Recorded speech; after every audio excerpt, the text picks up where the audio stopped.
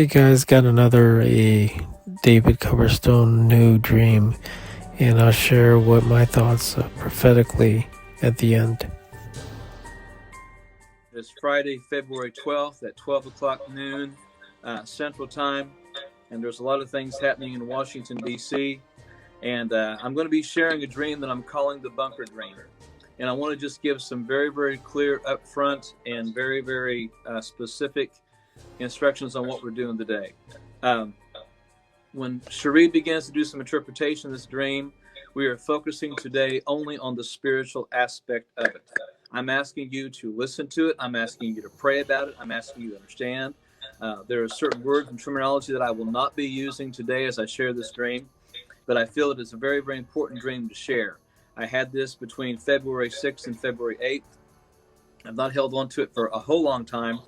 Shared it with the people that I share it with first. And so I'm just asking you to listen to it and to pray about it, to not say a whole lot more than what we're saying, because there are some elements, political elements in this that are quite, that could draw a lot of attention and could be a distraction, but also could cause some fear around things. So please just listen to the dream, focus on the spiritual side of it, and then we'll go from there, all right?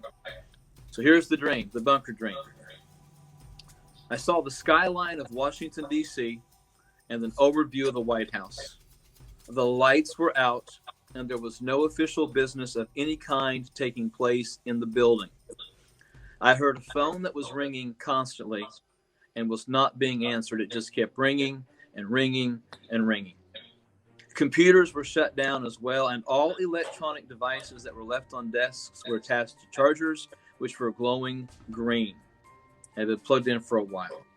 Clocks on the wall were frozen at various times, and all of the digital clocks in the area had been unplugged, and there was no light, no red diode light coming out of them to tell what time it was. The rooms were clean, but the Oval Office had dust on the desks, and the curtains were pulled close. There was a grandfather clock in front of the curtains, but the pendulum was not moving.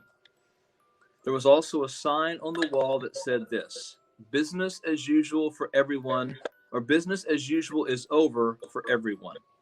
It was red and white, and it was edged. The picture was actually edged. The sign was edged in barbed wire that was colored gold, and it was polished, and it seemed like it glowed in the dark of the room of the Oval Office.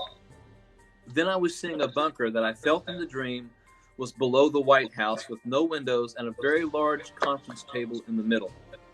The symbol of the White House was on a large sign on the wall, and seated at that table were 16 men, some of whom were dressed in military uniforms. Some were wearing dark suits, but all of them were wearing sunglasses that were tinted absolute black, and you could not see the eyes of anyone. Several of the military men were wearing their medals and ranks, and they were looking at very thick folders in front of them. The folders had top secret classification stamps on them and heralded this title: the American Solution. One of the men stood and acknowledged each man while saluting each one individually. He then spoke very clearly and said this: today we leap off of the mountain and fly towards a new beginning. Many, though, not us, will hit the precipice moments later, but we will not even have to look back or look down, as we have better places to go. At that moment, all of the men nodded, and they hit the table very hard with their fists, and it rumbled in the room. Gentlemen, please give a report, he said, and a man in a suit and glasses stood up, and he said this: 3 events are planned, but if the first one hits hard enough, the other 2 will not be needed. Our target groups will be easily identified in the events, and the rest of America will demand their arrest and imprisonments immediately, perhaps even their executions. The first speaker stood again. He looked at one of the men wearing the darkest sunglasses and asked what he had to offer. That gentleman stood and he said this: Hoover will be proud, sir, and our list is pristine. and better than his ever was. He then sat down, and the first speaker said, "All in favor?" And every man hit their fist on the table, pounding them as hard as they could, and they shouted the word "favor" as they did so. Then I was back in the Oval Office, and the curtains were open to a gray, overcast day that was sprinkling rain. And the grandfather clock was now moving so fast that the entire clock was shaking in its wake. It was just shaking back and forth, almost moving in its place. At that point, 4 soldiers walked into the room. 2 were wearing American uniforms, and 2 were wearing blue military uniforms, almost like peacekeepers. But their faces were covered with black head coverings. They saluted the empty desk and then started shooting up the office with handguns. One of the soldiers in the blue outfit took off the barbed wire from the picture and placed it on the Resolute desk with a handwritten note. And that handwritten note said, "My office is surrounded."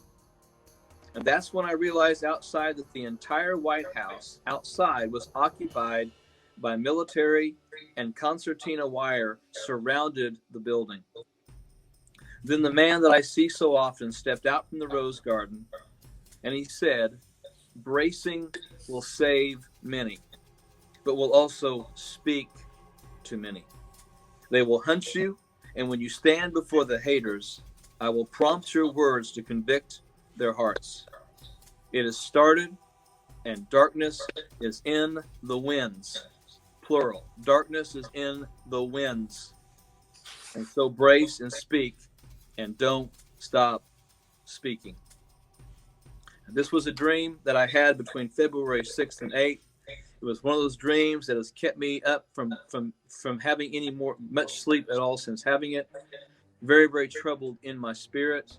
Almost, and I will say it this way, I had the trouble of resting like Daniel had when he got some of the messages that he had. That overwhelming feeling deep in my spirit. So I've shared this with John, shared this with Cherie, shared this with one other, and I wanted to present this with the spiritual aspect of it, because I don't want to focus on the political stuff as much as the spiritual side of this. So Cherie, go right ahead. Okay. Well, this dream, obviously, it shows things happening in the nation. And sorry, I'm having a little trouble with my phone staying up. And so I just kind of want to go through just some of the highlights on this. Hey guys, just sharing the latest of the Dana Coverstone dream in February. Sounds like it's a good dream, actually. He's known to say a lot of dreams, but his dreams have been coming to pass, and it's interesting that God will raise him up, and he's brought attention to many people. And so, anyways, his dream, one key factor, it sounds like rest in the White House of basically the cabal and the bad players. And the clock, the ancient clock, sounds like it was on hold. And then all of a sudden, because it talks about that on hold, and then all of a sudden it was activated. And when it was activated, it happened really quick. So the arrest sounds like the arrests that we're talking about have been on hold, waiting for the right moment. And then when it happened very quickly.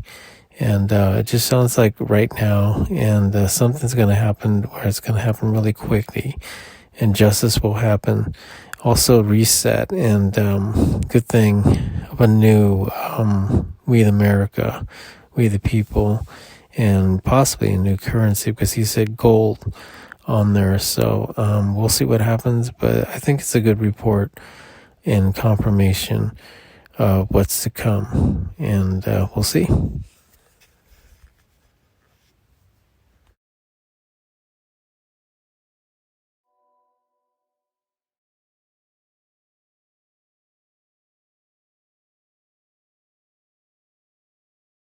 On YouTube. If you like, donate to us, visit home on the page PayPal.